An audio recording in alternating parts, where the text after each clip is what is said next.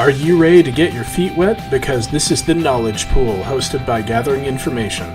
We're here to bring you a casual conversation between friends about everything to do with collecting, trading, and playing Magic the Gathering.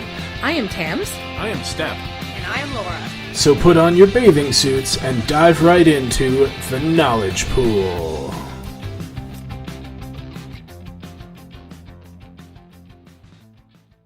Hey everyone, welcome to episode 34 of the Knowledge Pool. I'm not by myself. I just have co-hosts that are sitting silently staring at me because they don't realize that I am an improver by nature and I can just sit here and talk and talk and talk. And sing. Oh! And dance. Hey! A triple threat. So, how you guys doing? I'm tired. Me too. So, it was Halloween last night. We all got super drunk. That's not even remotely. That's not at all what happened. And by super drunk, she means drank lots of tea. And Step and I assembled flyers. Having wine would have been in keeping with my costume. I had chocolate. Oh, you lucky thing. I didn't get chocolate. We got no treats at all. That's more an Ixalan thing. Yeah. We were sad. But we did get dressed up, and we're going to talk a little bit about that coming up. Bless you. Yeah, we can talk about that, can't we? In a minute or two. That's right. And we will Sorry, put... what are we talking about? Dressing up. Dressing Oh, up sure. in a minute or two. So Sounds good. I guess that's where we're going. Or should we start with the news? Or should we start Yeah, let's just be crazy. with... What You're- have you're- we been up to this week? This Yeah. week? You're in Yes, charge of it. Sweet. So, I guess we have to go back to the weekend. Do we? You're in charge, man. We can do this in whatever order you want. I like, things to be in order. Okay. So, the weekend, there was a Dino Sized draft. I'm making the little hands. She is. And nobody cared. No. Except- You cared. Step went. Tams cared. and I went to see a movie. It was great. That's right. So How yeah. did it go, Step? What was it like? Explain what it is to start with. Okay, so the Dino Sized draft was a thing that they were doing for fun, where you draft not with 3 boosters, but with 4. Wow. Because more is better. Well, more is bigger, and dinos are big. That's so, true. So that was an interesting idea, and we were facing off for, I don't know, some sort of prize. I So- didn't get that far. My first question. Yes. Were these normal-sized pods, or were they dino-sized pods? That's an interesting question. There were actually a pod of 6 and a pod of 7. Oh, I'm super disappointed now. Yeah, I guess we could have all been in one giant pod. Whatever. Whatever. If certain person who was at the shop but not playing would have played, we wouldn't have had a buy. But anyway, the draft was interesting. I have to preface this whole thing by saying that I had worked like 20 hours the previous day. Yeah, and you'd had... and had no very sleep. little sleep before going. So were you in the pod of 6 or the pod of 7? I was in the pod of 7. Okay. Because that just means you'd be more likely to reflect a person. Yeah, a Experience. regular draft experience. Yeah. And what I have to say is, I think this was the wrong format for it. Really? Yeah, I don't think it was a bad idea, but this set, I mean, kind of what I was thinking going in was that, okay, one more booster meant the tribes would be more supported. Yeah. But the tribes are already plenty supported, and it just meant that the decks that were good but relied on getting rares or uncommons were that much better than the just standard good decks. So, like, the good Merfolk deck and the good Vampire deck were ridiculous. Like, there was a guy who had 3 Vampire rares. 3 white Vampire rares. Oh, wow. And then whatever other amazing Vampire stuff he could get. I had a deck full of removal. Yes, I saw that. I have the deck here, and I'm looking at a Walk the Plank, 2 Vanquish the Weak, 2 Run Aground, and a Contract Killing. And, like, that seems real good, right? Sure. But as you mentioned, Laura, when you looked at my deck, I seem to be running a lot of not great stuff together, considering my plan should have been evasive threats, and I'm running 3 desperate castaways with only one way of making a treasure. That was Tams' observation. Oh, fair enough. I mean, that was going to be my ground defense, but anyway. But I went 1 and 2. do you think you would have built the deck a little bit better had you had more sleep? I think I would have. I think it would have drafted a little better. Sure. And had a few more options. Because I started out in any of the 3 kind of colors of pirates. Mm-hmm. I was like, alright, I will take these 1 with the winds, and, I've got 2 favorable winds. Maybe I'll run those. Nope, not enough flyers? Okay. Fine. There are, 7, 8 flyers in here? Plus your 2-1 with the winds. Plus 2-1 with the winds, but it just... They weren't what I wanted, so I took them out, the favorable winds. Did you get any interesting rares? I got Angrath's Marauders, which is not in the deck because it's a red rare that's terrible. Mm-hmm. Why did you? But I have one. Oh, okay. And? Starts with blue X. Oh, yes. I got Entrancing Melody, which did actually win me one of my games. I bet. It won me one of my games when I took a random 3-drop just to get it out of my way. And what is it? Yeah. It's blue X sorcery, gain control of target creature with converted mana cost X. Yeah, I have one in my league pool, and I found it to be super good at just taking their 3-drop or something, so you can just tempo them out. I love mind controls. Yeah. What was the one in Battle for Zendikar that was... Oh, yeah. Oh, that's stupid. Blue-green and... No, it was just...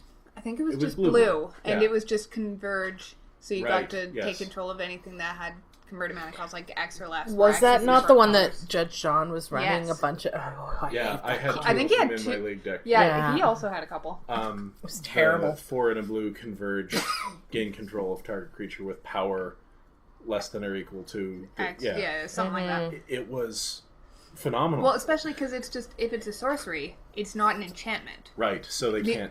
All they can do is either kill it... Or bounce it. Or bounce it. If they bounce it, that helps them. If they kill it, they've just 2-for-1 themselves. Yeah. I actually remember having to... what was it? I think it was a dragon. Oh, it was a sphinx. I had to kill my own mind-controlled sphinx. This was in Amonkhet, I guess. Anyway, we're getting off topic. Or I'm getting off topic. Sure. So did you get the chance to see the posters that they handed out as prizes? I did see it. It looked really cool. It looked like Goonies-style movie poster. Uh-huh. And I did not, unfortunately, get one, but... So you said you didn't think that this was the particular draft set for a giant jumbo-sized draft. What do you think is the correct format? So I would love to try this format with full Return to Ravnica block. I would love to do Dragon's Maze, Gatecrash, RTR, Dragon's Maze. That feels like the right place for this kind of thing because it would mean having everyone getting more of what they need. Okay, because RTR was like super guild focused, right? And so the way Dragon's Maze worked out, you'd end up usually in some 3-color combination. And it would usually be, I think, a wedge because of the way the sets lined up. A wedge being? One of the clans of Tarkir. So the allied pair and their joined enemy. Okay. So like Mardu, etc. But in a set like that, everyone would be able to take equal advantage of being able to splash something or maybe get more fixing or just more stuff in the 2 colors that they're really strong in. Whereas in this set, it was really the decks that were most effective when they were good that were helped out more. Mm-hmm. Whereas just decks that are all-around solid really fell behind. Right. So I feel like this wasn't the right format to add an extra booster. Okay. I've done this before. Like I think it was Theros. We added a 4th booster to a draft, and it was really fun because we got more good stuff, and everyone was happy with their more good stuff. But I'd kind of be interested, honestly, to see triple hour single almond cat. Triple hour single almond, yeah. Hey, same kind of idea. I mean, it's still available. We could always go and find some and draft it. Interesting. But yeah, I would try it again. Not in this set. Like, I wouldn't try this set again that way. I prefer just straight up draft. Yeah. But if the next set comes out and they do this again for whatever reason, I'd consider it. Mm-hmm. It's not an all the time thing though. Like, I would just prefer 4-pack sealed. So it's kind of like Two-Headed Giant for most players, where it's kind of like a, hey, it's fun to do every once in a while, but not on a regular basis. Sure, except I would totally play. No. Cat fell. Cat down, I would totally cat down. play Two-Headed Giant anytime. We're having a little bit of trouble with Draft Cat here. He's clumsy. He wants on Steph's lap, but he only has back claws, so he has very little purchase. Poor buddy. All right, so moving on to, I guess, Tuesday, which is Halloween, and League Night, and our LGS owner put out the call to anyone who showed up in costume for League would get their pack for free. So, of course, us three were like, yeah, we will. So, for varying degrees of we'll do anything for free product and we'll use any excuse to dress up. Yep. That was pretty much it. I was more in the first camp. I think you were more in the second. Absolutely. Yep. So I'll go with mine first because mine was the simplest. I went as Kathleen from Loading Ready Run's Friday Night series. Yes, you did. So Tams and I actually spoke about this a couple days earlier because I said, hey, I think I know what I'm going to do. I'm going to do Kathleen. She said, that's an amazing idea. I initially said I'm going to do just straight up Demir Kathleen because Kathleen famously in the series says she likes Demir because she likes to mill and she likes to kill. Yep. And then I was Demir like, now? And then I was like, I could just do straight up Demir, but that's not like necessarily a character. Or I could do from the episode where she and Cameron pretend to be Simic and are actually Demir underneath. So then I put together like this costume that was basically that idea. So I had like a dark green top on, but everything underneath that was Demir. And I figured that was, like, too obscure. Maybe a little bit. I would know what that meant, and I figured you guys would know what that meant, but that's not really a costume. Then I was like, I could just go as Mono Black Kathleen and, like, be talking... Because she went through a Mono Black phase during Theros with the devotion mechanic. Which was hilarious. And, I'll just pretend I'm talking with Marshall Sutcliffe on my phone, because she talks to him through the podcast, Limited Resources. Because, of course, Friday Night is sponsored by Wizards... So they actually could get Marshall on. Yeah, which was really cool. It was a multi-episode arc. It was very funny. So good. Marked as the hero's path if you ever decide to go look it up. So then I kind of went with a mix of the two. I basically went with Kathleen at the end of the Devotion series when she decided that Mono Black was not quite to her. She wanted to embrace her blueness as well. And she tells Nelson, the guy at the counter, I want my cloak back. Right, so she goes back to being Demir. So that way I could still pretend I was talking to Marshall on my phone. On your phone? Yeah. But I could also dress Demirly. Which I felt I pulled off pretty well. Yeah, it was really good. Black boots, dark blue jeans, a black blouse with a black tank underneath, and then a very blue scarf because Kathleen always wears scarves. Yes. And then I had earrings on, which basically indicates to everybody around me that I'm dressing up. Yep. Because I don't usually wear earrings because I'm lazy. And then, same vein, I also have makeup on, which I'm not usually bothered with. Yeah.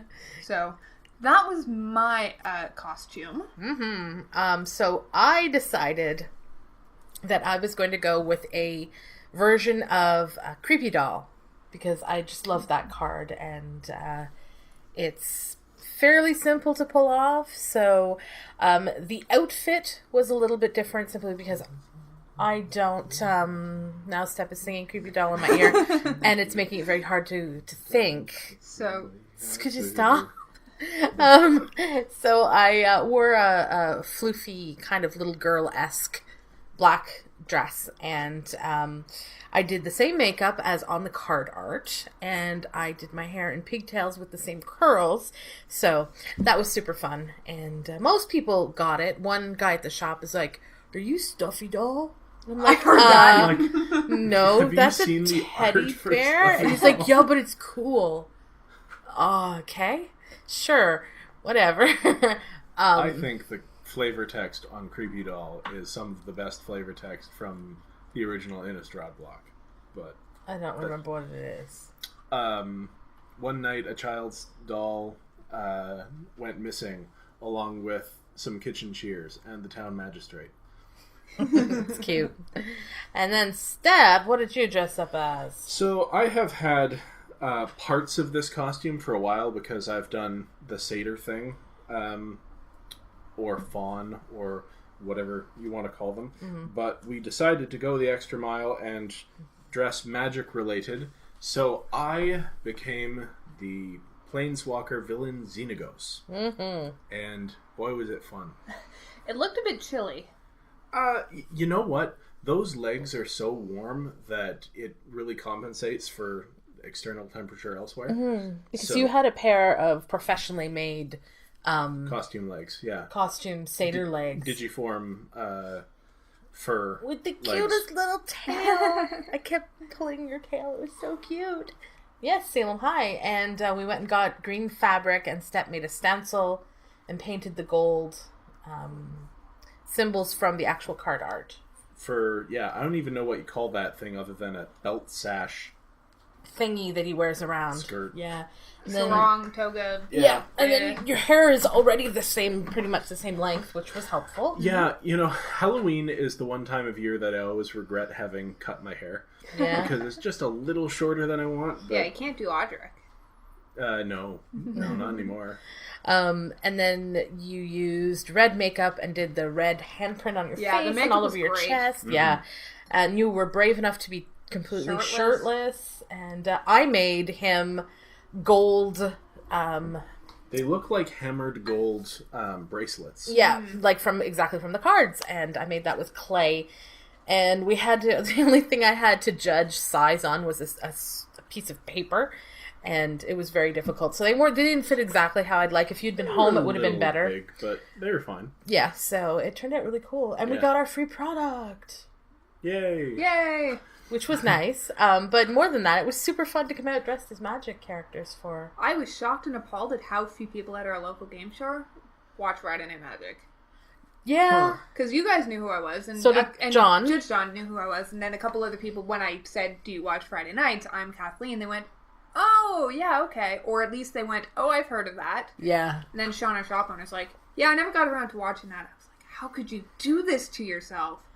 Oh, shaking my head at you. I didn't actually say that, but it's a fun series. I enjoy it. Me too. I like it's also very long because it's been going on for ages. There's like 54 episodes now or something. 55. So if I just am working on a project for crocheting That's or something like do. that, just throw it on the background. Whenever we do house great stuff, cleaning the house music. Yeah, or background noise. Yeah. Yeah. So as for actual league, I guess I'll start because I have the least amount to say. I went 1-3. That pretty much sums it up. Oh dear! Tams, high five for 1 and 3. Yeah. Are you both 1 and 3? Yeah. I was tired. I don't think that. I like to say that didn't impact, but I did make one glaring error in one of my games. Hey, and at least you recognize that. That's huge. Sure, it's really easy to recognize that when you cast a creature that bounces a creature to your hand and you have nothing on the battlefield. Oops. Oh. And I was like, oh, I forgot this isn't the right... I had the 2 cards in my hand and I cast the wrong one. Yeah. And so it went back to my hand and it was a mess. So, the one that I won was pretty quick, pretty... My deck was behaving the way it's supposed to behave. Yeah. The one that I played against Cade, his deck is just disgusting. I think I talked about it last week. It's just very aggressive. And it steals all of my things, and it needs to stop. She has multiple hijacking effects and a captivating crew. Yes. And he has removal, and he was drawing really well. I was not drawing well at all. So it was still fun to play him, though, because, you kind of joke around while you're playing. Oh, yeah. And my other games were fun for the most part, but I just, even, felt like I was going to get there, and just never did. I just was not drawing great. And then I flooded. Step got to see my epic flood of flooding. Oh, wow. Yeah. Oh, wow. Did you get to see my epic? I did. So you had such a lovely field of land. Yes. I also went 1 and 3. I think just part of it's my deck is actually not very good for the field. And it also just got a bit left behind because I didn't do any trades until this week.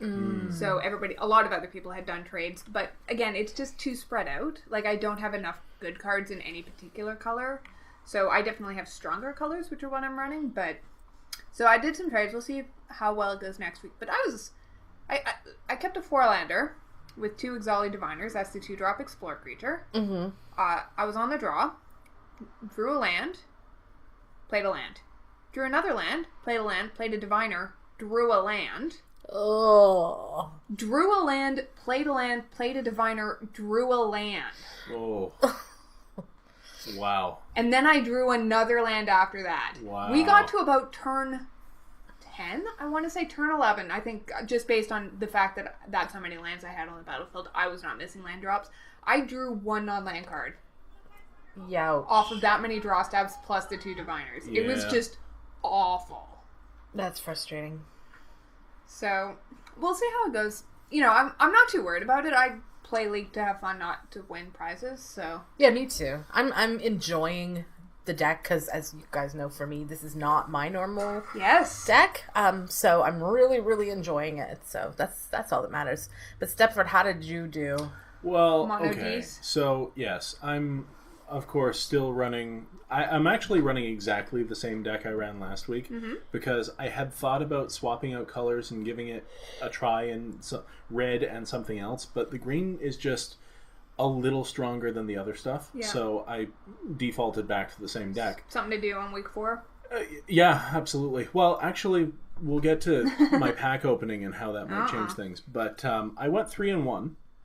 I lost my first round to the shop owner, and it always seems to come down to game 3 top decks with us. Sure. So, Well, he's playing Merfolk, annoying Merfolk. yeah, we're both playing pretty good decks against each other. Like it comes down to top decks, and he just if he hadn't top decked, he'd be dead, and that's the way it goes. But it was super fun and satisfying. And then I had a round where I thought I was flooding out, and I was a little worried about it, and then I hit a ribbon of removal spells, and just that will get you back in the game, right? And you've got many to choose from. Yeah. And then one round I don't really remember, but the 4th round, the games were like butter. Like I always had a 2-drop and then 3 removal spells, and that's the game right there. I was just one step ahead the entire time. And repeating barrage is amazing. Yeah. On 8 land, it's like, that's just... That's just, let me attack you, get it back, kill you, attack, get it back, kill you, attack, get it back, kill you. The way the 3rd game ended was, I'm like, okay, I could play another threat and apply more pressure. Or I was on 6 land, and I decided... buy back repeating barrage because my opponent was on 3, and he's like, oh, okay, he thought, well, I guess that's it then, because yep, you're gonna hit my face with that repeating barrage. So satisfying. Also, that player had defeated the both of you, so I was sort of in it for vengeance sake. So you have been avenged. Yay! Which doesn't help because you beat me on Tuesday. Yeah. So, there's that. Well, I was one of those players you mowed down. That's true. But in opening my pack for the week, which was free because I dressed up. Yes. And boy, did you. I opened my second Vraska's Contempt. Okay. As my rare. So now you're thinking red-black? Well... it's like, do I even need it? Because I've got the 6 red removal spells. And Planeswalkers aren't really a concern. I think 3 players are running Planeswalkers that I've seen anyway. The only thing that's really a concern for me is creatures with more than 3 toughness. Sure. Because I'll have to run a creature into them and probably have it die in order to deal 6 with a fire cannon blast. Yeah. And that's a little awkward all the time to have to do that, because you want to keep your threats around. But I'm definitely going to look and see whether black is now a little bit stronger than the green. Yeah. I mean, I've got places to go, and that feels good. Sure. What about you guys? Do you have places to go after your pack? Well, you know how you said that you were playing pretty much the same deck as last week? Yeah. I was too, but not by choice. Just because I completely forgot to put the stuff that I got last week into my deck, which was Kapala. Yeah, I remember. You were so excited to play that. Because of the fact that I have... You're all merfolk. I have nothing but merfolk, and it's perfect. I just completely forgot. Life has been crazy around here, and I'm That's so doing sad. 2 part-time jobs, and I'm not having slept. And so and it's funny because you were like, between rounds, make sure I never did. No, you did, because when you were playing... Oh, right, yeah. for my last round. Yeah, it didn't matter because I flooded out. But I opened some stuff this week, and I'm really going to have to sit down and take a look, because the problem that I'm coming across now, as people are making stronger deck, is me not having much in the way of removal up to this point has been okay, but it's more of a concern now. Yeah, I have the exact same problem, and it's a blue-green problem. Yeah. So I did get is it a Pounce? That's the It's instant not one? exactly what a merfolk deck Yeah. wants. Well, but... I have lots of +1 counters going around, so the creatures get a little bigger. So anyways, I'm going to take a look. I also have 2 other... I have the +3/+3 and trample, and then I have the +5/+5 lure. I now have 2 of each of them, so I'm going to have to look at reconfiguring my deck a little bit, and so we'll see. But what about you? Where are you going? I traded for 4 good blue commons.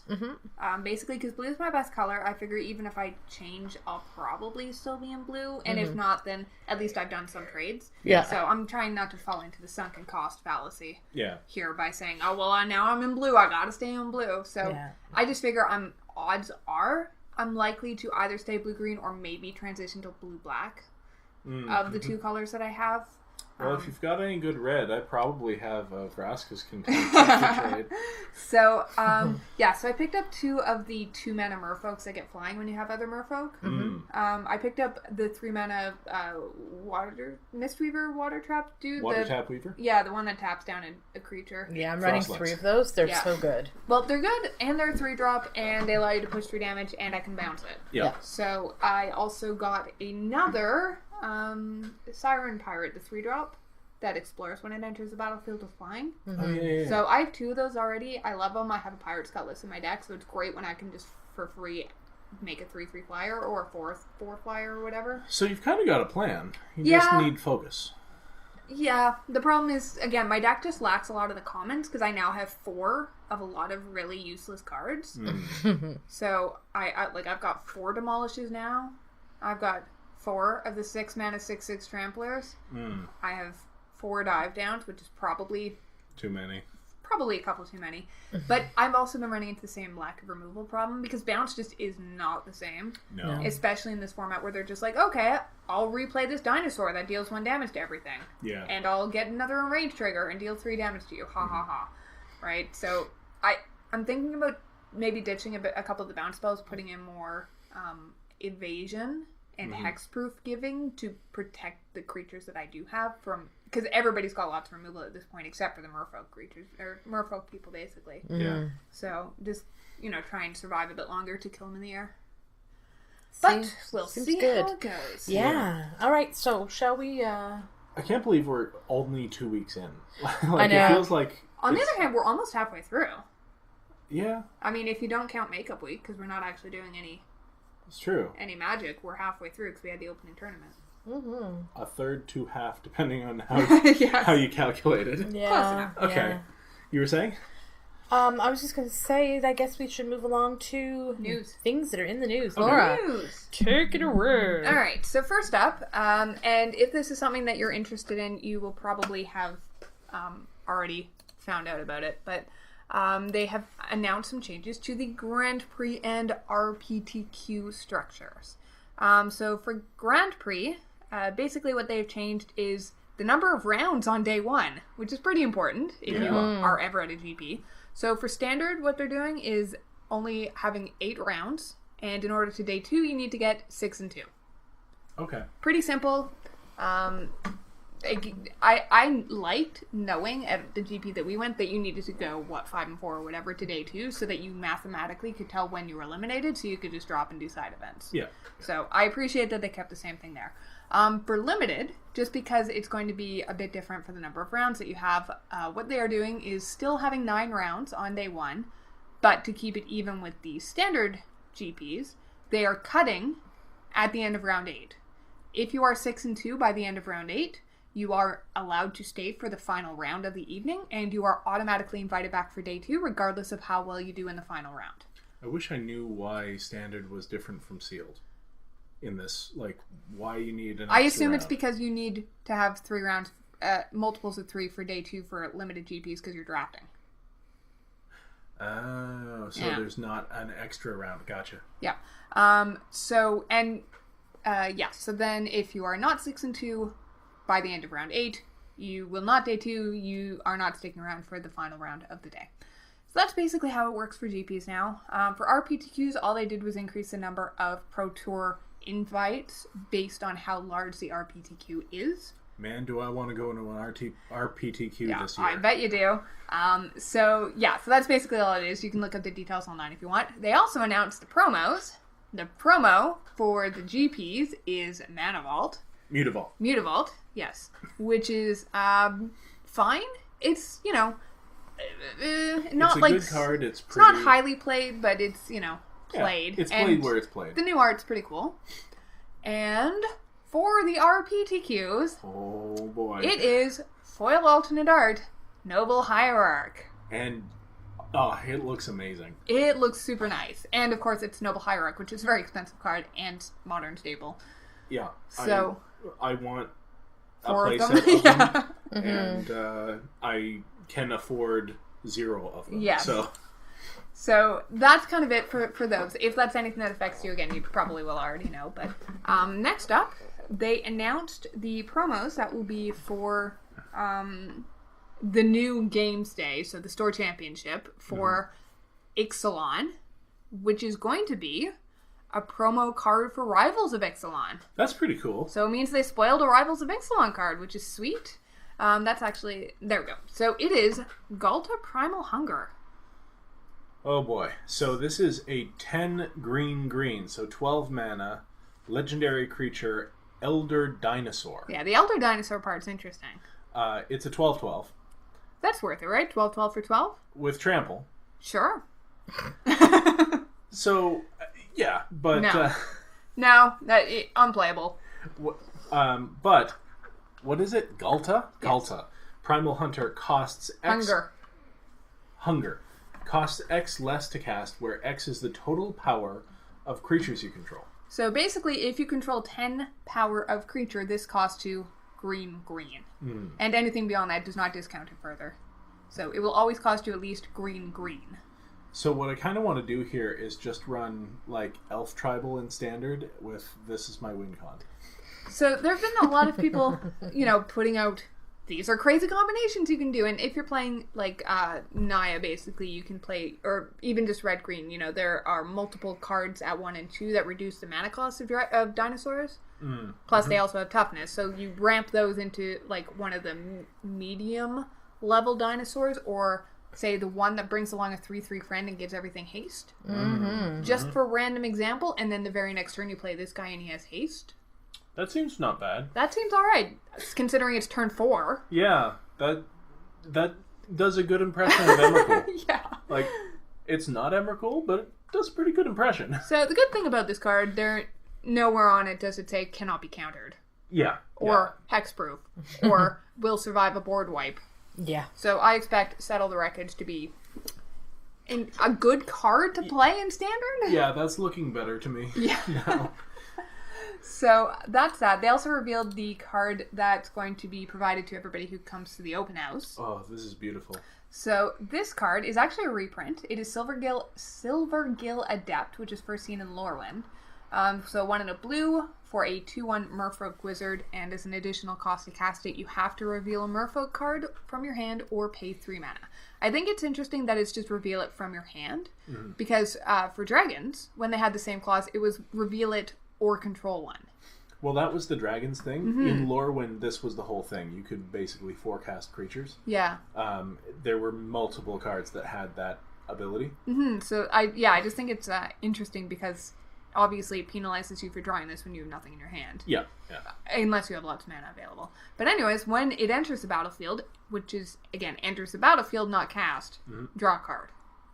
So, that's... Panharmonicon, still in standards, all I'm saying. Yeah. That's a 5 mana 2/1 that draws a card. At base worst. level, right? Yeah. That still seems fine. Like, it's a Merfolk. You'll play it in a Merfolk deck. Yeah. The question is, will there be a Merfolk deck? The answer is, I think if these are the support cards that they're providing, like this is an uncommon, which is usually where a lot of the support cards are, but I assume this means there will be at least one Merfolk rare. Yeah. So maybe that means that it will be, there will be enough support for standard decks. I'd say there's gotta be. At least level 2 standard decks. Like, Merfolk isn't just a tribe of Ixalan, they're also a heavily story-based, like, they're a culture there. They are a tribe of the story. So they can't just disappear unless they all went underground. So if this guy's around, underwater, sir. Yeah. So I'm looking forward to that. So and the artwork on both of them is gorgeous, but especially the full art on the Silver Gill. Actually, can we talk about that for a second? Yeah. I love how it mirrors the original art, kind of, where it's basically the same pose, it's the same art, but it's in a different setting. It's a different character that's been updated with more deeper art. Plus, it's more of an Ixalan atmosphere. Yeah. And when Tams, you were saying earlier you cast that card from your hand and you thought it was a different card. I've done that multiple times. I've got 2 green 2-drops in my league deck, and I'm like, okay, I'm going to drop this one, and no, this is not the one that explores. This is the one that gets +1 if it's blocked. Okay. Pass. Yeah. The one that I do the most is I have 3 of the blue that you were talking about, Laura, where it comes down and taps one of their creatures. And I have 1 of the 4 mana bounce. No, taps all of their creatures. Oh yeah, the tempest. So I keep.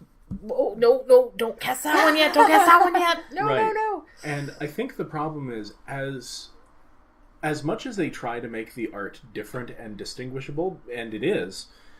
Sometimes when it's in your hand there and the color palette's the same, that's the thing. And you're like, it's a single creature it's and they're blue the same. With some purplish and some blue and some silver. Because it's a Merfolk. How much trouble do you have with that on a regular basis? None, because I don't go by the artwork usually. All right, but fair enough. I'm super not a visual person. Fair enough, because I have that problem a lot. Yeah. I do it infrequently, but when I do, it's usually big.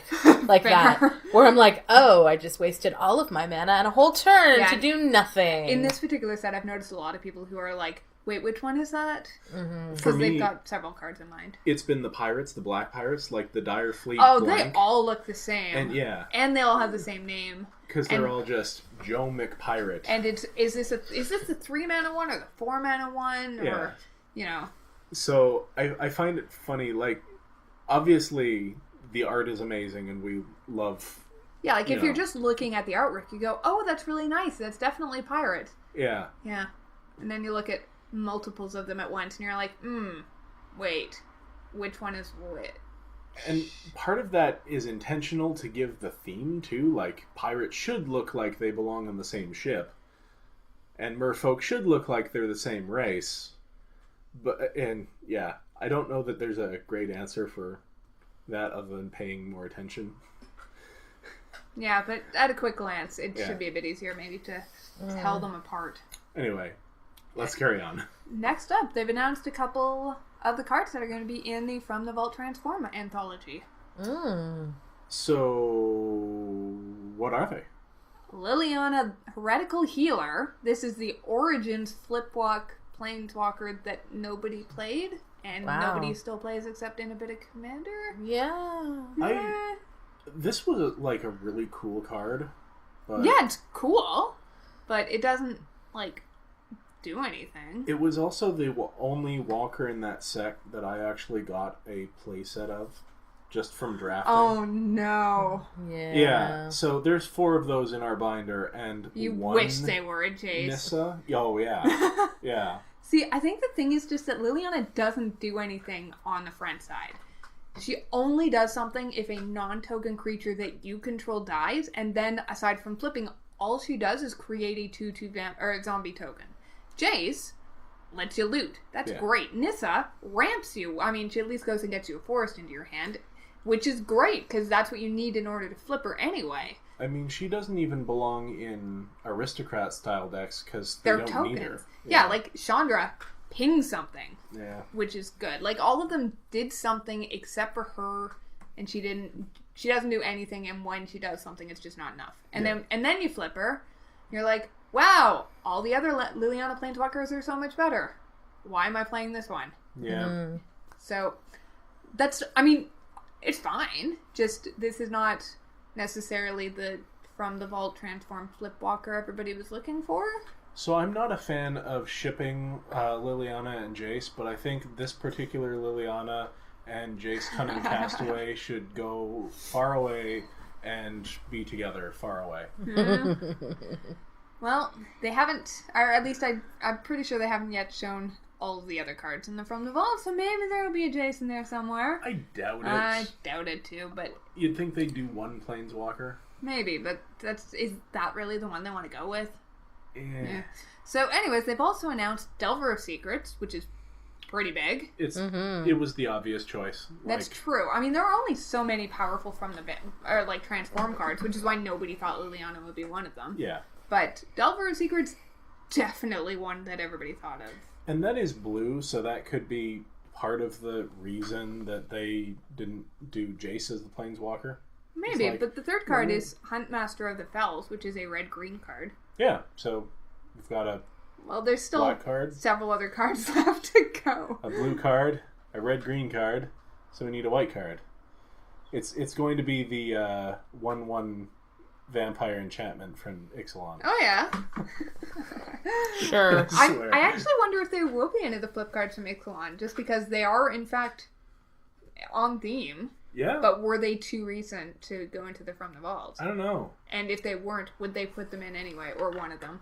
Vance's Blasting Cannons is super good. It's very good, but does it? Well, we will see. We'll keep you posted. Mm-hmm. They'll look really nice, of course. They're from the vault. They're also all going to curl up super quick because they're from the vault. Don't take them out of the box unless you're going to play with them. Yeah. Mm-hmm. That's frustrating.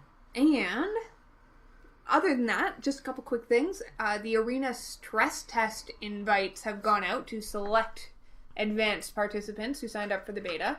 So this is not actually the beta. This is just we want to see if we're overloading our servers by having this many people log on at a specific time on a specific day. Yeah.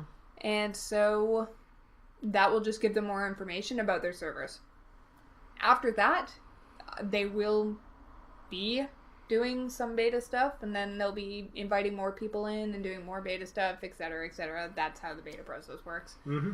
So if you signed up for the beta and haven't received an email, if you use Gmail, check your promotions tab. Apparently that's where it's going to, and it may not have notified you. But otherwise, good luck getting in the beta in the future. Yeah. Mm-hmm. And last up, just something I kind of wanted to plug, because we watched it on YouTube and we thought it was funny in a cute fashion. Oh, yeah. It was episode 1 of a new Channel Fireball series called The Scrub Club. And it's basically 2 Irishmen who are trying to find a third for their GP team. That's hilarious. It was really fun.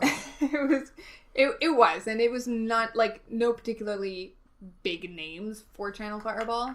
So I thought that was... nice. They called them the Scrub Club. Yes, right? They did. Mm-hmm.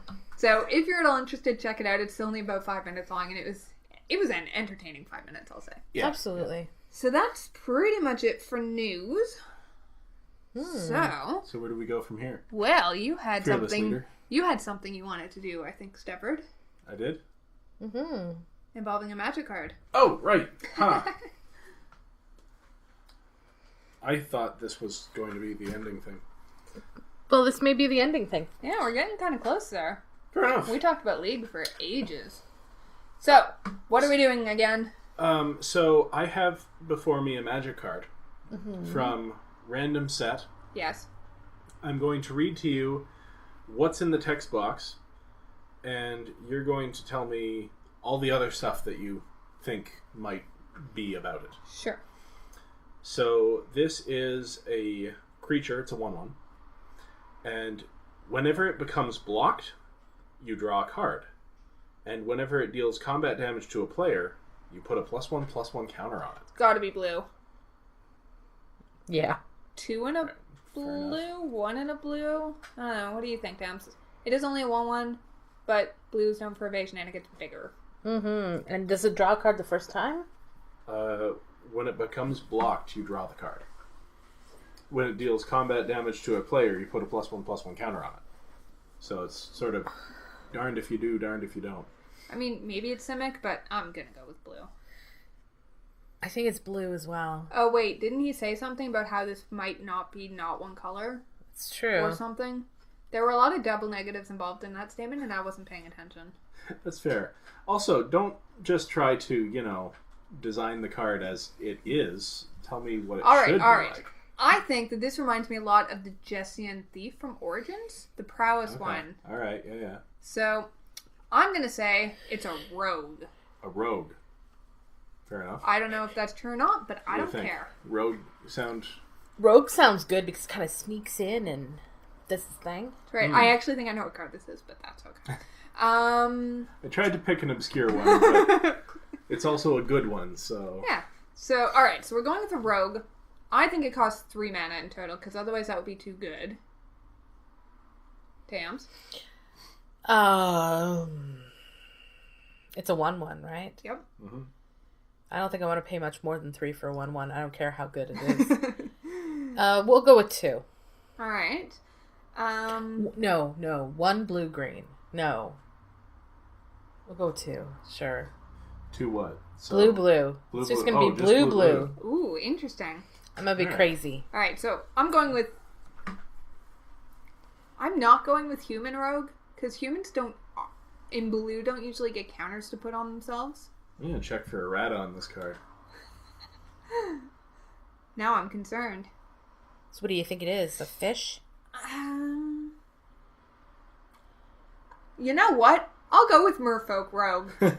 Merfolk Rogue. Alright. What do you think, I'd Tams? say Fairy Rogue, but it doesn't have flying. I don't know. I'm going to call it a crab. It's a crab. A crab?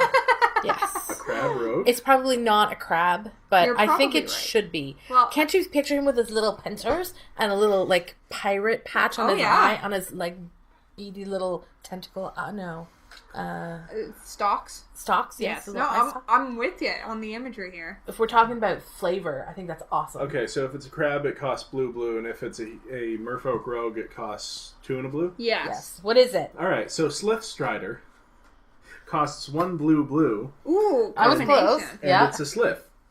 And everything else on the card is a... What's a slith? So Sliths have the Slith ability, which obviously. is when it deals combat damage to a player, put a +1/+1 counter on it.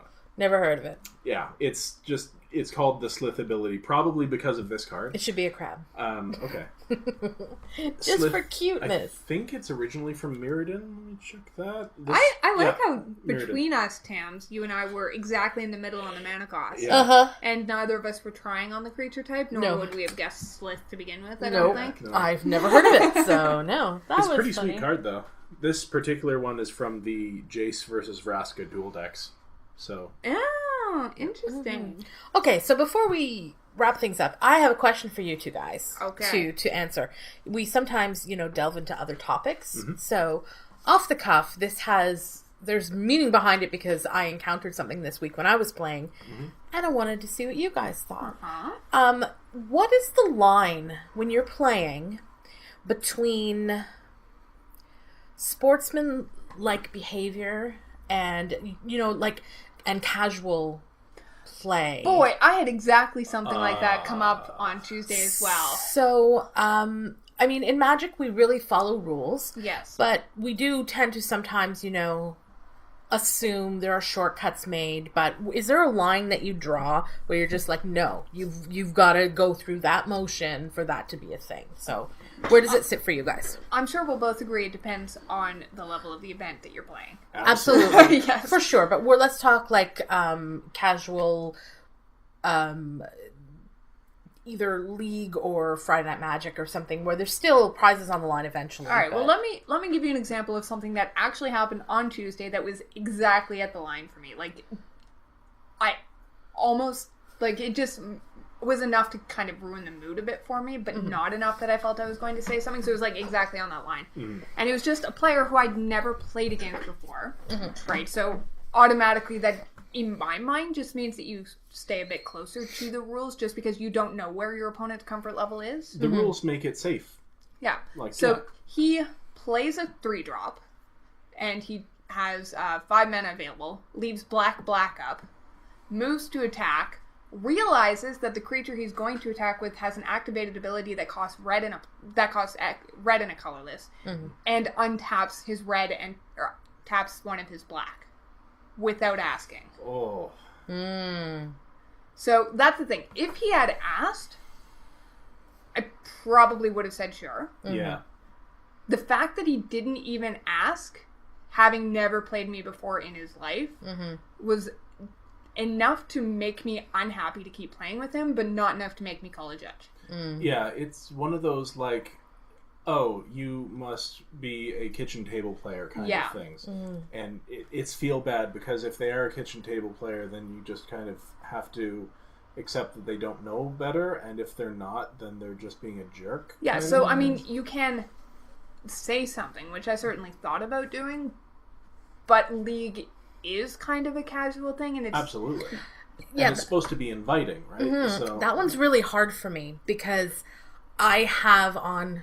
more than one occasion, I hate to admit, tapped my land wrong. Yeah, it happens to all of us. When I am, not thinking or you're busy, it's so casual, we're busy making jokes with everybody, and I realize, and I have never asked to retap my mana. I just go, okay, that's my mistake. I can't do what I wanted to do. I need to pay better attention. So to not even ask, I don't mind because usually I don't think I've ever said no. Especially like once if it comes up immediately after they've tapped it, like if it's half a turn later or something, you're just like, no, are you kidding me? Yeah, that was main 1. Now we're main 2 after combat. Like, no, exactly. But if it's immediate, like, oh crap, I tapped those wrong. Can I just switch these around really quick? And you're like, well, nothing else has happened in the game, so sure, that's fine. I don't mind. Yeah. But just the fact that he didn't ask was what. Yeah. Because that then just gives me a bad impression of him as a player as well. Yeah. Because, I've done it. Absolutely. It happens to all of us, especially when we're just learning how to play it. But or when we're playing Commander.